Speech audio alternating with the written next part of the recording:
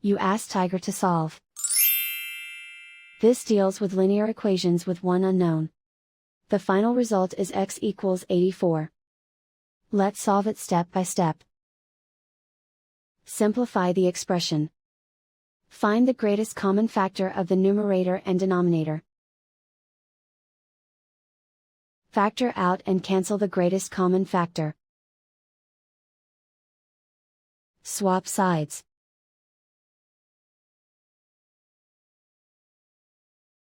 Isolate the x. Multiply both sides by 1680. Group like terms. Multiply the coefficients.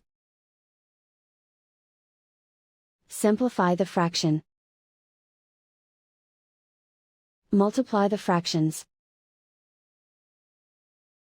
Find the greatest common factor of the numerator and denominator.